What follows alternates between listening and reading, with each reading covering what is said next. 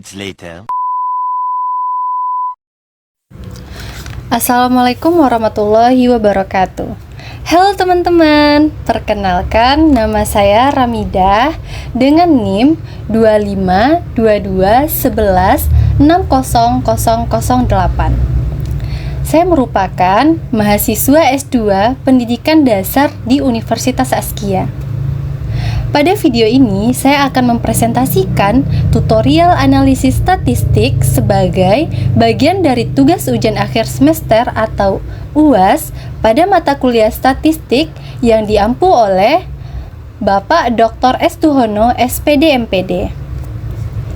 Adapun uji statistik yang akan saya lakukan, yang pertama adalah normalitas, yang kedua uji homogenitas, yang ketiga uji T, dan yang terakhir uji ANOVA.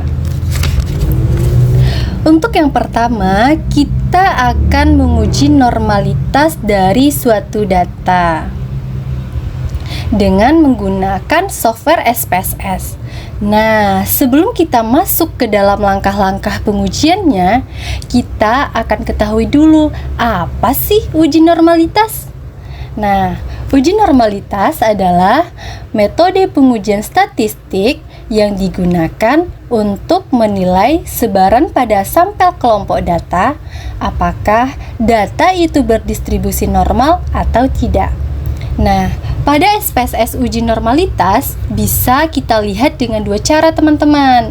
Yang pertama itu Kolmogorov-Smirnov. Nah, pada umumnya ini digunakan untuk sampel yang berukuran besar teman-teman. Biasanya itu lebih dari 50 sampel. Yang kedua itu ada Shapiro-Wilk.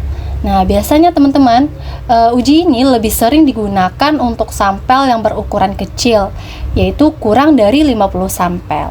Nah, sedangkan interpretasi uji normalitas, data itu bisa dikatakan normal apabila nilai signifikannya itu lebih dari 0,05.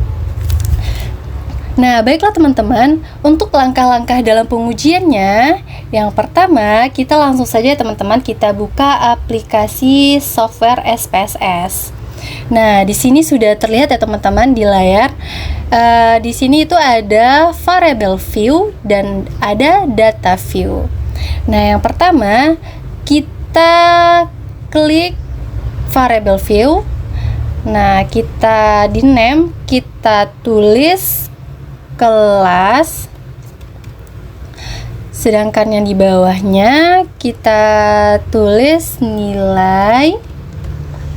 Nah, untuk desimalnya teman-teman kita ganti ke 0, begitupun yang di bawahnya. Sedangkan untuk labelnya kita tulis 4, kelas 4 ya teman-teman, karena kita akan menguji data kelas 4. Nah, selanjutnya untuk nilainya kita tulis hasil belajar. Hasil belajar, teman-teman. Hasil belajar. Oke, di sini sudah ya, teman-teman. Lanjut kita ke value. Nah, untuk value di bagian value itu kita input angka 1 untuk kode kelas 4A teman-teman. 4A kita add kan. Selanjutnya untuk kelas 4B kita kasih kode angka 2 teman-teman. Kelas 4B. Nah, lalu kita add kan. Nah, di sini sudah terlihat ya teman-teman. Nah, lanjut kita okekan. Oke, sudah ya teman-teman. Nah, di bagian ini tidak ada lagi yang kita ganti atau kita ubah ya teman-teman. Kita lanjut ke data view-nya. Nah, di sini sudah ada nilai, sudah ada kelas.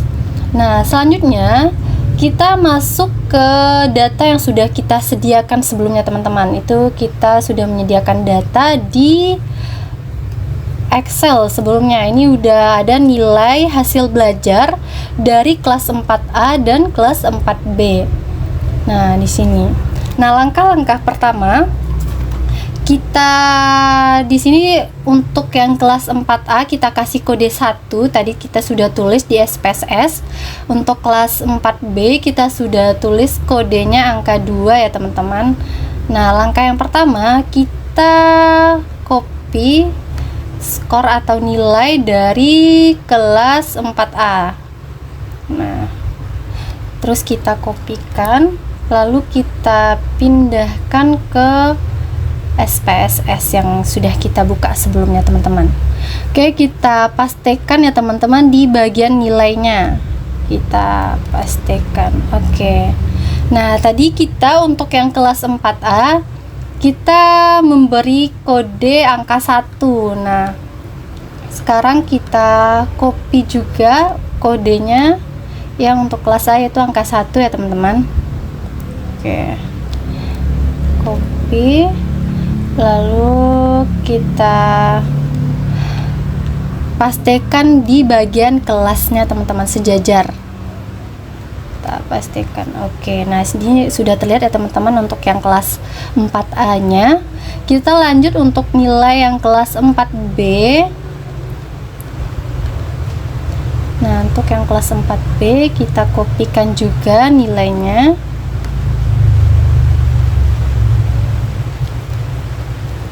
Oke, lalu kita pindahkan di aplikasi SPSS-nya. Kita letakkan sejajar dengan kelas 4A. Kita pastikan.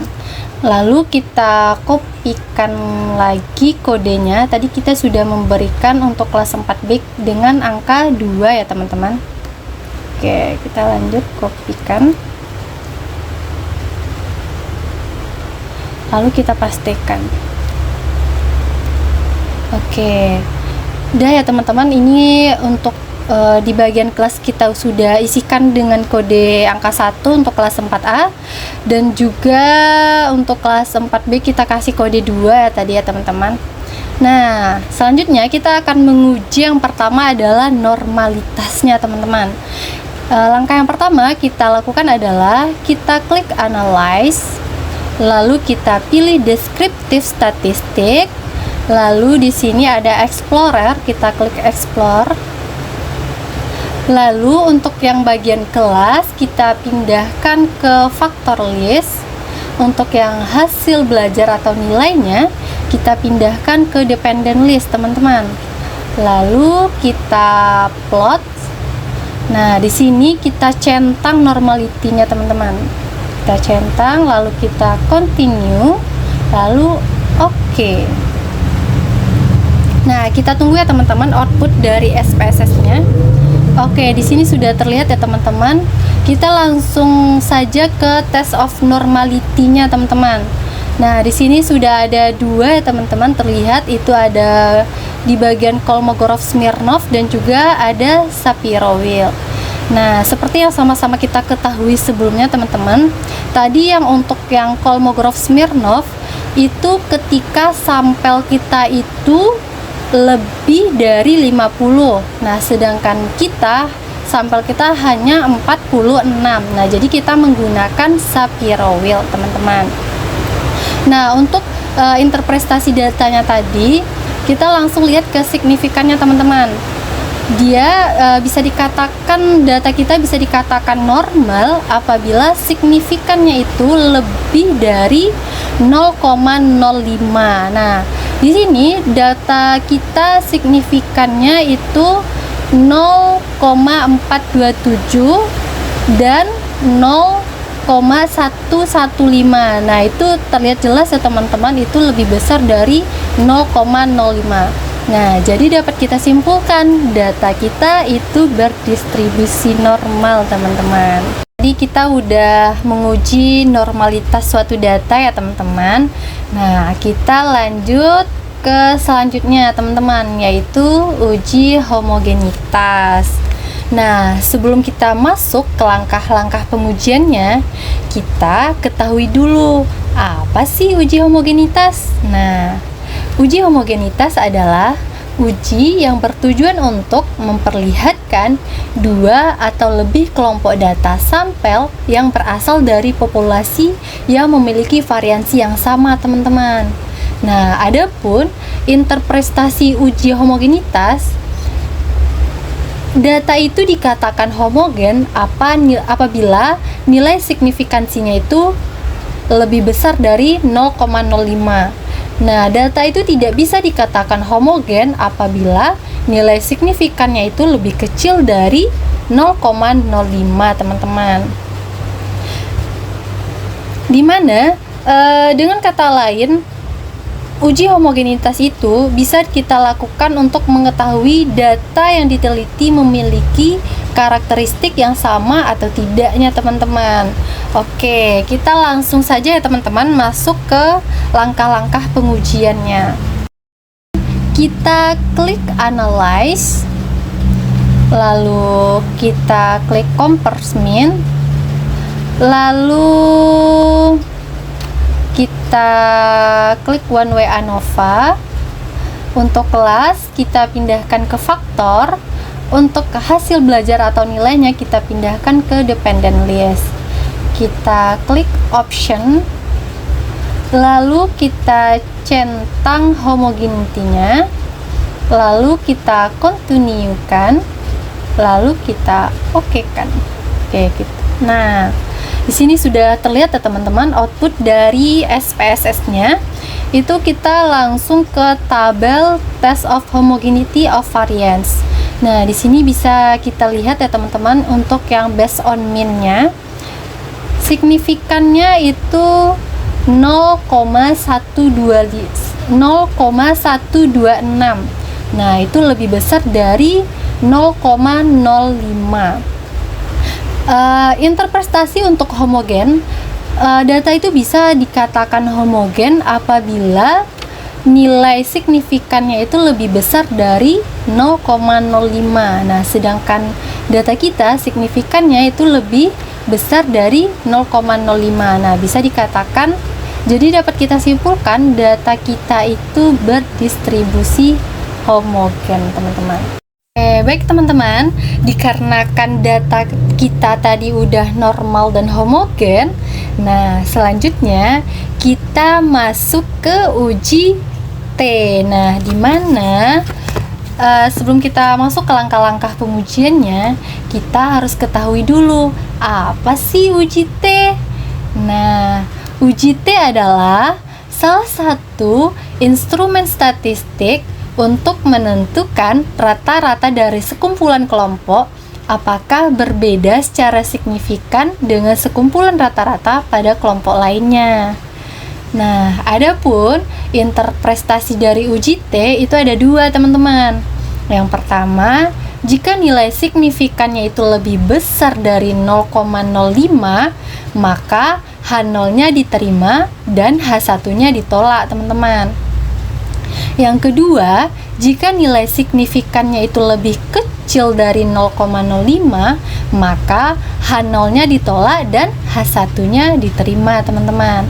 Oke, baiklah teman-teman, kita langsung saja masuk ke software SPSS sebelumnya yang sudah kita buka ya teman-teman. Nah, langkah yang pertama kita lakukan adalah kita klik analyze, kita klik compare means, lalu kita klik independent sample t-test.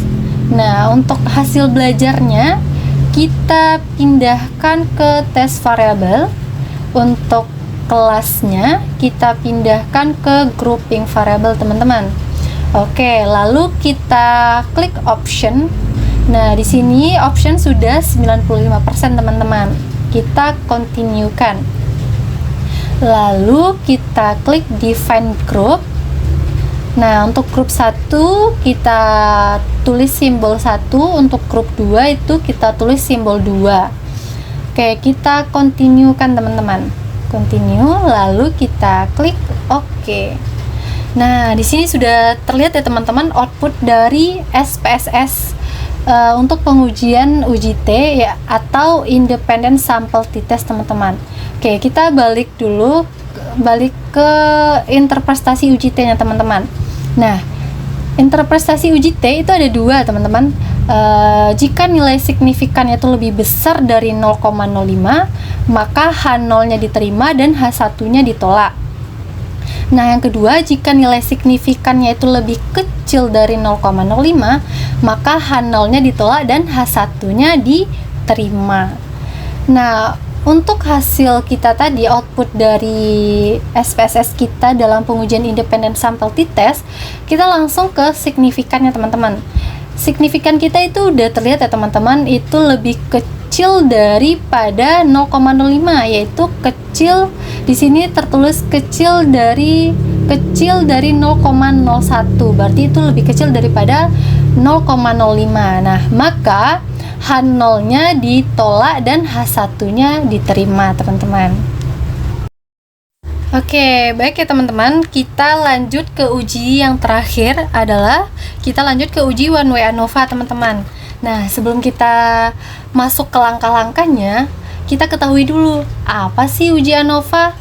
Nah, uji ANOVA atau one way ANOVA adalah metode statistik untuk mengetahui perbedaan rata-rata dari 3 kelompok atau lebih, teman-teman.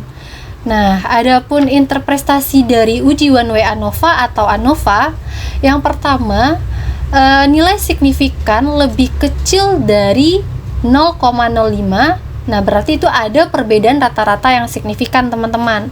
Nah, yang kedua, apabila nilai signifikannya itu lebih besar dari 0,05, maka tidak ada perbedaan rata-rata yang signifikan, teman-teman.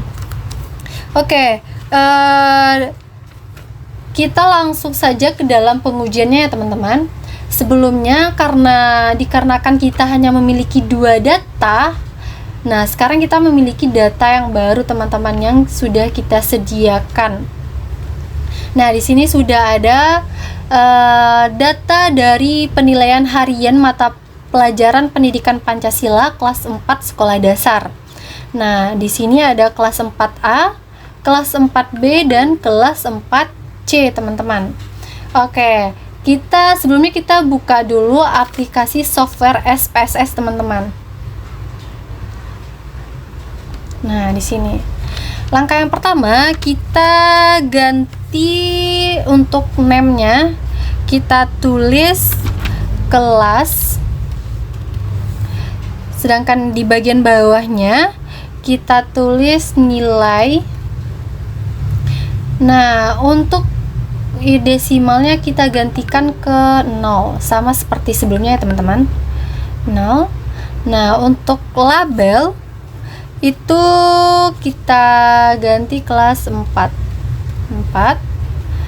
Untuk yang di bawahnya kita tulis hasil belajar, teman-teman. Hasil belajar ya, teman-teman.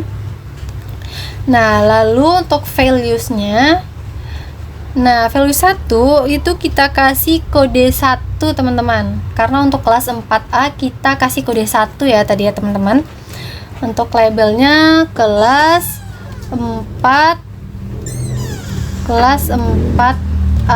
kita add-kan. Selanjutnya untuk kelas 4B kita kasih kode, untuk value-nya kita tulis kode 2. Labelnya kita tulis 4B. Oke, kita add-kan. Dikarenakan kita 3 kelas, untuk yang kelas 4C-nya kita tulis kodenya angka 3, labelnya 4C, teman-teman. Lalu kita add-kan. Lalu kita oke-kan, teman-teman. Nah, di sini sudah terlihat ya, teman-teman. Nah, di sini sudah tidak ada lagi yang perlu kita ganti atau kita ubah. Kita langsung masuk saja ke data view-nya, teman-teman. Nah, di sini sudah terlihat ya, teman-teman, ada kelas, kolom kelas, dan ada kolom nilai. Nah, sebelumnya kita sudah menyediakan di Excel itu nilai 3 kelas. Nah, langsung saja teman-teman kita salin untuk kelas 4A nilainya, teman-teman. Kita kopikan sampai ke bawah, lalu kita pastikan di SPSS yang di bagian nilainya, teman-teman. Kita pastikan. Selanjutnya untuk kelas 4A tadi kita kasih kode angka 1 ya teman-teman. Nah, sebelumnya di sini sudah kita tulis kode angka 1-nya. Sekarang kita tinggal salin saja. Kita kopikan dulu. Lalu kita salin di bagian kelasnya. Oke. Nah, di sini sudah terlihat ya teman-teman, baru satu kelas. Kita selanjutnya kopikan kelas 4B ya teman-teman. Nilainya kita copy, lalu kita pastikan sejajar dengan 4A ya teman-teman. Nah, untuk kodenya tadi kita kasih kode angka 2 ya teman-teman. Nah, kode angka 2 kita kopikan juga, lalu kita pastikan di bagian paling bawah angka 1. Oke. Nah, selanjutnya untuk kelas 4C ya teman-teman, kita kopikan lagi nilainya. Untuk kelas 4C sama seperti kelas 4A dan 4B. Kita kopikan, lalu kita pastikan di bawah kelas 4B. Selanjutnya tadi untuk kelas 4C kita kasih kode angka 3 ya teman-teman. Nah, di sini kita sudah membuat kodenya. Kita copy, lalu kita pastikan. Oke, sudah terlihat ya teman-teman. Nah, kita langsung masuk saja ya teman-teman ke langkah-langkahnya. Langkah yang pertama, kita klik analyze, lalu kita klik descriptive statistic, lalu kita klik explorer. Karena untuk sebelum kita masuk ke uji one way ANOVA, kita harus tahu dulu teman-teman, data kita itu normal dan homogen. Karena data kita itu harus normal dan homogen teman-teman. Nah, untuk yang bagian kelasnya kita pindahkan ke faktor. Untuk hasil belajar kita pindahkan ke dependent list teman-teman. Oke, di sini kita klik plot, lalu kita centang normality-nya, lalu kita continue-kan, lalu kita oke-kan teman-teman. Oke, kita langsung masuk ke normalnya ya teman-teman, test of normality-nya. Nah, di sini sudah terlihat ya teman-teman, signifikan kita itu lebih besar dari 0,05, itu yaitu 0,200. Begitupun kelas 4B dan juga kelas 4C ya teman-teman. Nah, dikarenakan sampel kita itu lebih besar dari 50, jadi kita fokusnya ke Kolmogorov-Smirnov ya teman-teman. Nah, berarti data kita udah normal ya teman-teman. Nah, kita setelah data kita normal, kita lanjut ke pengujian selanjutnya teman-teman, yaitu pengujian homogennya teman-teman. Kita klik analyze, lalu kita klik compare means, lalu one way ANOVA teman-teman, maaf teman-teman. Nah, lalu kita klik one way ANOVA. Untuk yang bagian kelas kita pindah ke faktor, hasil belajar kita pindah ke dependent list, lalu kita klik option, kita centang homogennya, lalu kita continue-kan, lalu kita oke-kan. Nah, di sini sudah langsung terlihat ya teman-teman, yaitu data kita di bagian test of homogen of variance teman-teman. Di sini sudah langsung, kita tadi sudah langsung ke uji ANOVA-nya teman-teman. Nah, kita lihat dulu yang bagian homogennya teman-teman, yaitu based on mean-nya. Signifikannya itu 0,982. Nah, itu lebih besar dari 0,056. Maka data kita itu bisa dikatakan homogen teman-teman. Nah, lanjut kita masuk ke ANOVA-nya teman-teman. Nah, untuk yang bagian ANOVA, kita lihat interpretasinya dulu teman-teman. Nah, di sini teman-teman, interpretasi uji one way ANOVA atau ANOVA, yang pertama, jika nilai signifikannya itu lebih kecil daripada 0,05, berarti ada perbedaan rata-rata yang signifikan teman-teman. Nah, yang kedua, jika nilai signifikannya itu lebih besar dari 0,05, maka tidak ada perbedaan rata-rata yang signifikan teman-teman. Nah, kita kembali ke hasil ANOVA kita. Nah, ini lebih kecil daripada 0,05 teman-teman, karena signifikan kita itu di sini kecil dari 0,01. Maka bisa kita katakan itu ada perbedaan rata-rata yang signifikan teman-teman, karena dia itu lebih kecil daripada 0,05 teman-teman. Oke, baiklah teman-teman. Tadi kan kita sudah mengetahuinya juga, kita sudah melakukan uji one way ANOVA. Nah, karena juga sudah tes normalnya juga sudah, homogennya juga sudah, one way ANOVA-nya juga sudah. Nah, kita bisa lanjut ke tes selanjutnya teman-teman, uji selanjutnya teman-teman, yaitu caranya kita kembali lagi ke software SPSS. Nah, yang pertama langkah-langkah kita adalah klik analyze, lanjut compare means, lalu kita klik one way ANOVA. Nah, lalu kita klik post Hodge teman-teman. Nah, kita centangkan yang Turkey-nya teman-teman. Turkey ya teman-teman, kita klik Turkey. Nah, lalu kita continue kan teman-teman, lalu kita oke kan. Oke, kita ini tes lanjutannya teman-teman, yaitu post Hodge test. Kita langsung ke multiple-nya teman-teman. Nah, di sini sudah ada kelas 4A, 4B dan 4C teman-teman, sesuai dengan kodenya tadi. Kelas 4A kita kasih kode 1, kelas 4B kita kasih kode 2, dan kelas 4C kita kasih kode 3 teman-teman. Nah, di sini teman-teman kita bisa membandingkan apakah ada perbedaan rata-rata yang signifikannya tadi teman-teman. Nah, di sini kita bisa melihat ya teman-teman perbedaan rata-rata antar variabelnya teman-teman.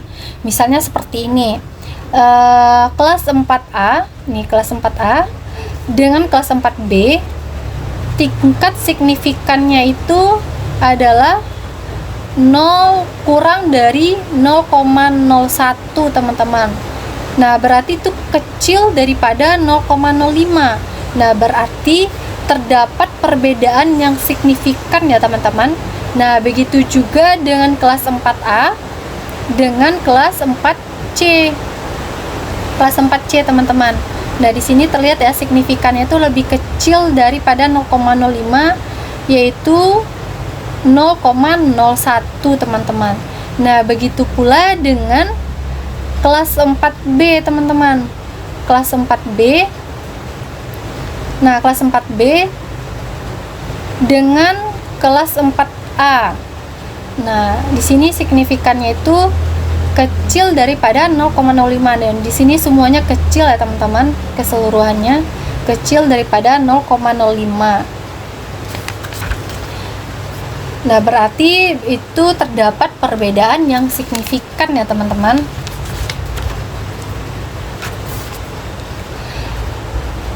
Oke, baiklah teman-teman, kita sudah melakukan pengujian one way ANOVA, dan juga tadi sudah ada pengujian lanjutannya teman-teman, uji lanjutannya.